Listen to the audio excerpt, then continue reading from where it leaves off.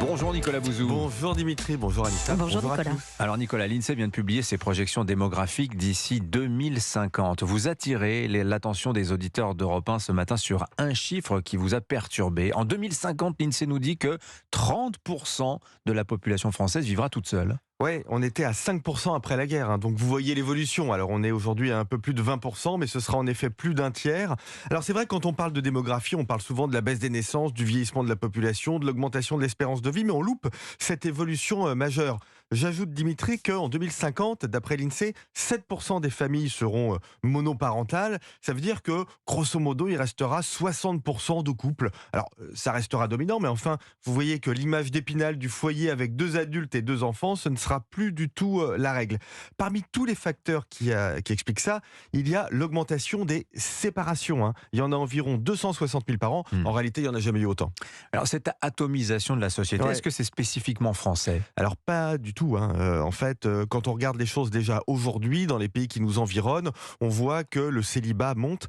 35% des Britanniques vivent seuls, par exemple. 50% des Suédois. 50%. 50% des Suédois. Et si vous regardez les grandes villes, à Londres, vous avez 55% de la population qui vit seule. Et à Stockholm, tenez-vous bien, 60% de la population vit seule. Alors attention, ça ne veut pas dire que les gens se sentent nécessairement isolés. Les études montrent que les Suédois, par exemple, certes, vivent seuls en majorité, mais ils ont beaucoup de relations et ils ont une vie très agréable. On peut vivre seul et heureux. Bon. Vous pouvez en tirer des conclusions personnelles si vous le souhaitez. Bon, vous n'êtes pas sociologue, Nicolas. Quelles sont les conséquences économiques de cette montée du célibat ? Ça doit en avoir. Ouais, si j'analyse les choses froidement, en fait, c'est assez inefficace du point de vue économique. Le Parce que, célibat est inefficace. oui, parce que quand on est en couple, on met des ressources en commun, on réalise des économies d'échelle. Quand on se sépare, à l'inverse, on a des coûts qui sont multipliés par 2. Le logement, l'électroménager, la voiture, si on en a une.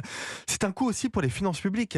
Vous savez que l'atomisation de la cellule familiale, c'est l'un des principaux responsables de la pauvreté et donc des transferts sociaux. En France, le coût pour les budgets sociaux d'une rupture d'une famille modeste avec un enfant, c'est de l'ordre de 10 000 euros par an. Donc c'est pas neutre du tout. C'est des cellules qui payent plus d'impôts, qui touchent des allocations familiales, etc. Exactement, des aides. Et c'est d'ailleurs l'une des raisons pour lesquelles certains pays mettent en place des politiques de conjugalité. Alors très concrètement, ça veut dire que l'État va aider les couples à rester ensemble. La Norvège fait ça, par exemple. Les études montrent que ça marche. D'ailleurs, ça évite la séparation dans les 3/4 des cas. Bon, moi je suis un libéral, j'ai pas trop envie que l'État vienne m'aider dans mon lit, mais enfin, c'est un sujet de débat, j'en suis sûr, qui se posera en France ces prochaines années. Signature Europe 1, Nicolas Bouzou. Merci beaucoup Nicolas. À lundi.